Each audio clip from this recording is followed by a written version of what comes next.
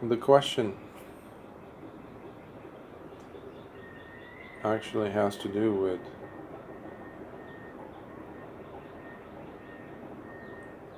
the way that we think most, we operate most, mechanisms that the mind is most used to in operating with and according to.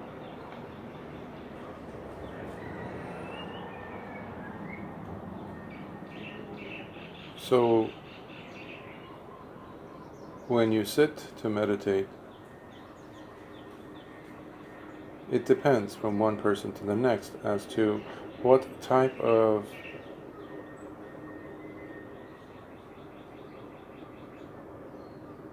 constant preoccupation will the mind be involved in.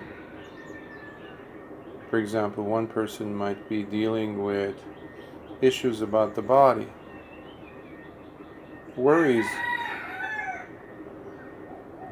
thoughts about the body.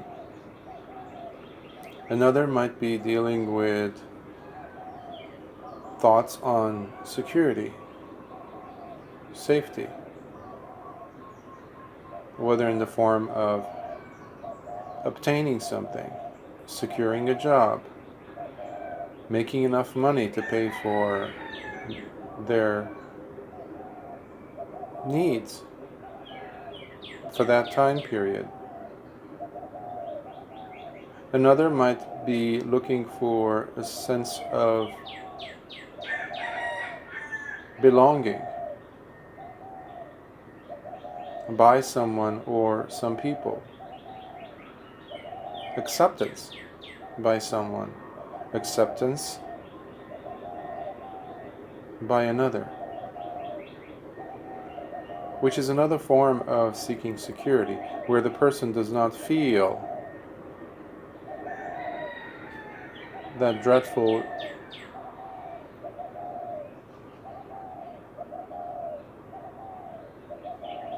experience of feeling abandoned in their mind. Another might want to maintain their health, in the sense not just health, but also securing the safety and permanence, quote unquote, permanence of this body, whereby it doesn't fall sick, or it is protected against sickness, or prolonging its health, or prolonging its youthfulness, or youth rather, so it doesn't die sooner than later. Of course, there's other countless states of mind revolving around the same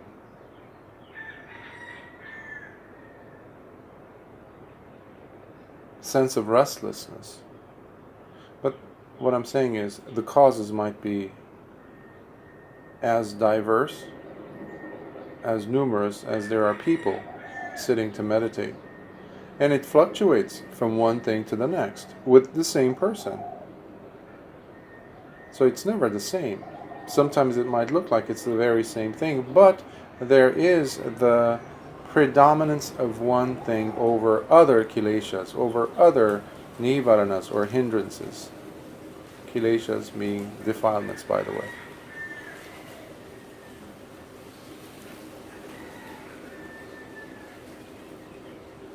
Now for this, different techniques are advised to be practiced by different individuals. So yes, we do have in this tradition, there's different techniques.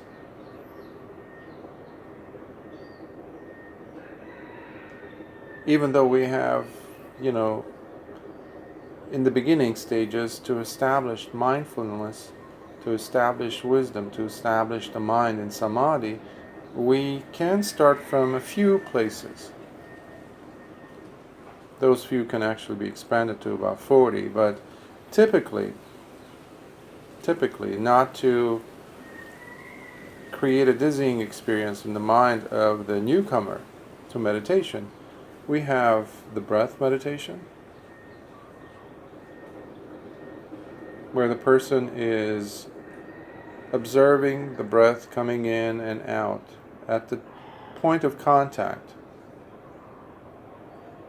Usually it's the tip of the nose, where the nostrils meet the air coming in and going out, those sensations.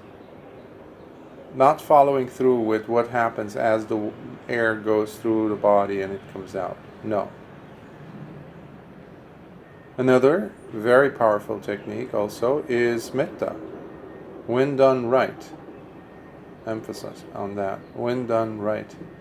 That means it's not a verbal exercise, whether vocal or subvocal exercise.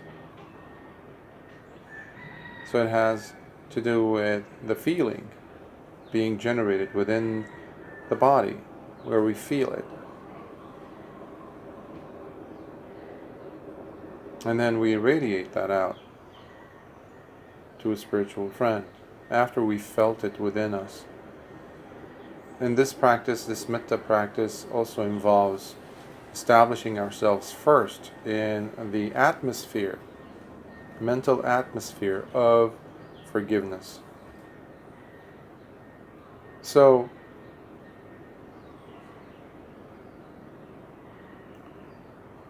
once, I'm just going to highlight these two. Once these have been developed, there's also, of course, I cannot leave that out, the practice that comes from the Thai forest tradition of some of the great teachers of recent times, for example, Ajahn Mun and Ajahn Mahabua, among other great teachers, Arahants, that have promulgated, have encouraged students to practice Buddho, which is a quality, a qualifier of Lord Buddha, which usually they incorporate with the breath going in and coming out. So you divide the word Buddho, B-U-D, think of it like that, and D-H-O as the second section of it. So Bud would be the inhalation, Ho would be the exhalation type of a thing. So that also establishes the mind locks it in basically. So if you think of these together, whether it's the breath / Buddho or metta, with practice the mind can really come to a point of stillness. Now, the reason why I wanted to bring these up, given the questions being asked here on that, is that in time, the hidden, they're called anusayas, they're dormant tendencies, and also obviously we have developed these attachments to them. So the person who is seeking to be accepted by society or by someone, by a group of people, something, there's a sense of lack. There's an attachment to something, an ideal. But given your specific question, I want to highlight the role of the body in this case. And the Buddha talked about asubhas. Asubhas are the repulsive or nature things. Another word for it is patikula, which is the repulsive, ugly, repugnant nature of things. When the mind goes deep enough, it will encounter these deep hidden tendencies that don't allow you to really come to a restful state and stay there for a while. So they keep coming up, they keep showing up when things are going well.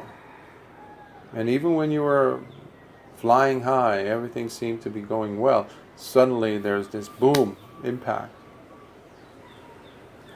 And as wisdom grows with the help of sati, mindfulness, you get to see, when you ask the question, what is it? What's the cause of this? Why am I feeling so perplexed, restless? We're basically talking about a hidden, deep attachment to something. So in this case, in this example, it is the body. And using images, going through the various parts of the body in the Kammatthana practices, we have the breaking down rather of the body. We usually go with just a few of them as bhikkhus, bhikkhunis. Kesa, loma, nakha, danta, tacho, for example. Head hair, body hair, nails, teeth, skin. Of course, there's more. There's sinews, there's bones, there's phlegm, there's pus, there's blood, there's all these things that constitute this rupa, this body, this form. But as the mind gets to be familiarized, acclimated with these images, slowly the attachment to this thing comes apart. It becomes, it's like waxy glue that you leave it under the sun. Slowly it becomes loose. Things come apart. Or like ice cream. It melts when you leave it outside. Slowly, under the powerful magnifying glass of panya, this thing, this huge mountainous mass of doubt, of fear, of restlessness, slowly dismantles itself. So Asubha, in that sense, or the repulsive, things that are not appealing, not attractive, is really wonderful. It's not just for bhikkhus and bhikkhunis. It's for all those of us who have the desire and the, shall we say, ambition to go deeper into understanding our what's going on inside, basically. Of understanding, therefore. That curiosity. And to gain more and more wisdom and understanding about your presence here.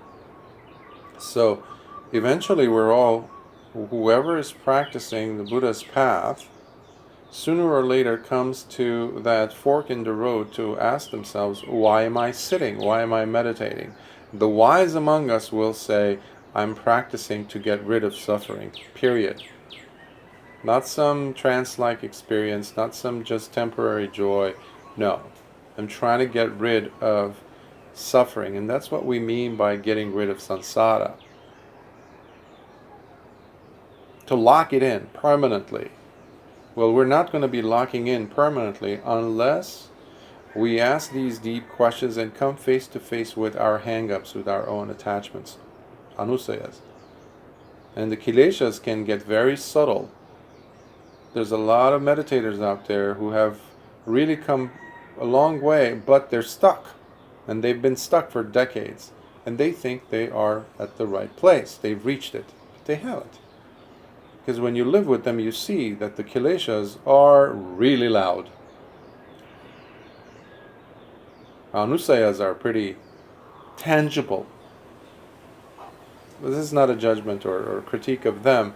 This is the warning as to how a person can get blinded But in the presence of sati and panya, mindfulness, consistent mindfulness, remembering to check the mind where it's at, remembering to see where the breath is at, remembering to see whether there is metta in the heart, in the mind, when you're about to criticize someone. Remembering if Buddho is silently reverberating throughout the crevasses of your mind. Suddenly, you drop into deeper and deeper and deeper layers of wisdom, and you start to see how things come to be. Yatha bhutang pajanati, the Buddha says. You start to see how things unfold into others. They flow into each other, and suddenly things that you took for granted as this is how it is, which we call sankharas, mental conjurings, constructions that go on in the mind constantly, they arise out of ignorance, avidya.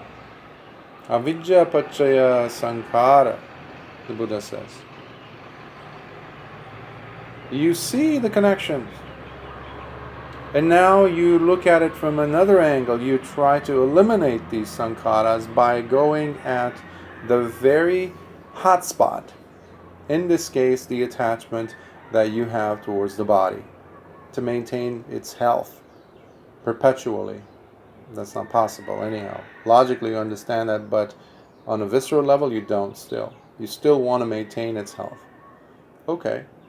Looking at a corpse, different parts of the body, spleen opened up. Look at dissection videos. Become more and more familiarized with this thing of the body being just a form that is made up, is put together. It's constructed by various parts. Whatever is constructed is going to come apart, disassembled, and that's what we call old age, sickness, and death. So what am I holding on to? Already the mind becomes a little bit lighter, and with more practice it becomes lighter and lighter and lighter until you one day realize the ridiculousness of the desire to want to maintain this thing that is made out of, think of it like sand against the wind. It's only here for a little moment. We call it life. So I'll stop here.